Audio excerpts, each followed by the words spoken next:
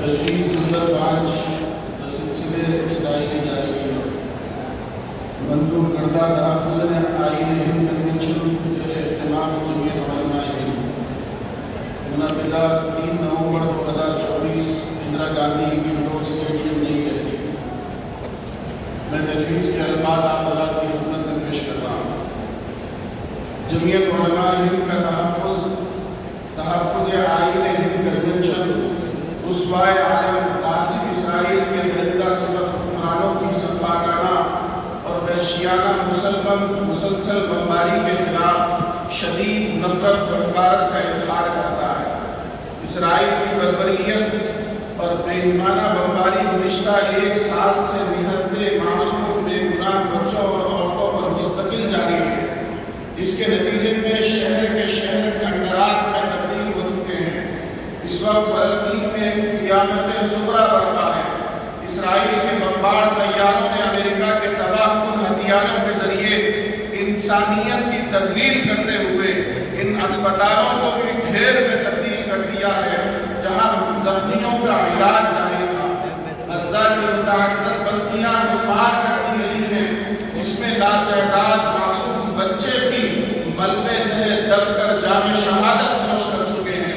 دوسری جانب اسرائیل نے مظلوم فلسطینیوں کو امدادی سامانوں کی فراہمی میں رکاوٹیں کھڑی کر دی ہیں۔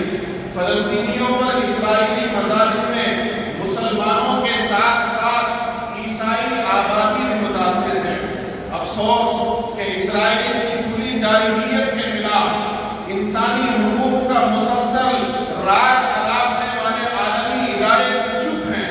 امریکہ اور مغربی طاقتوں کی ایما پر اقوام متحدہ جنگوں میں انسانی حقوق کی خلاف ورزی پر آواز بلند کرتی ہے، جبکہ یونیسیف سمیت یونو کے دیگر ذیلی ادارے خواتین اور بچوں کی فلاح و بہبود کے نام پر بے تحاشا رقم خرچ کرتے ہیں، لیکن فلسطین میں 1 سال سے زائد اسرائیل کی وحشیانہ بمباری کے نتیجے میں 50,000 سے زائد اموات ہو چکی ہیں، جن میں خواتین اور بچوں کی بھی ایک بہت بڑی تعداد ہے۔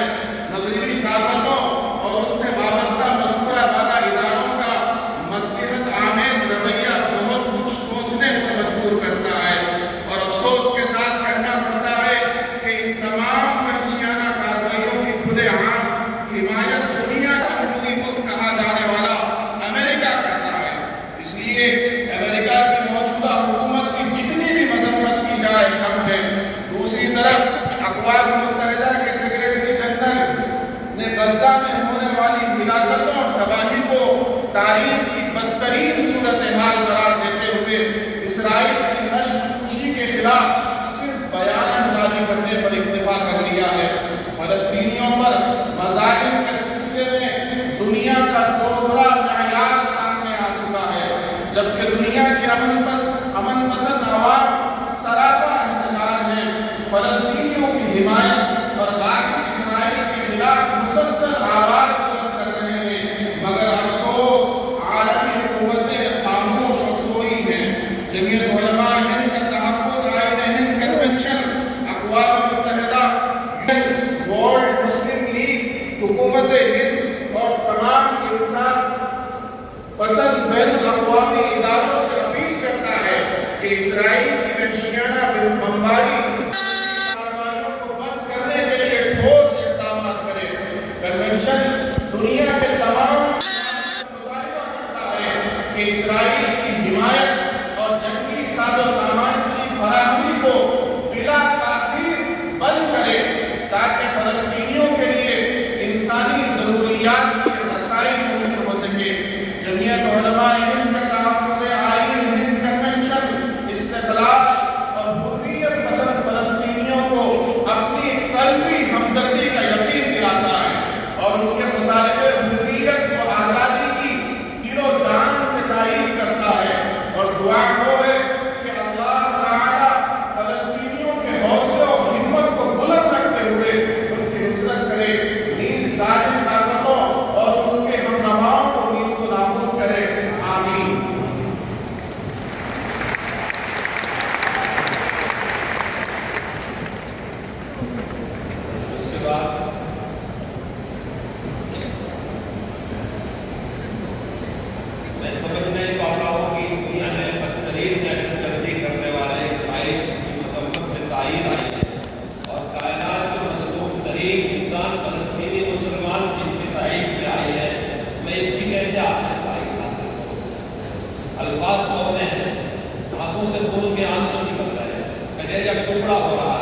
میں نہیں سمجھ پا رہا ہوں کہ آپ سے میں کن لفظوں میں اس کی تائید حاصل کروں۔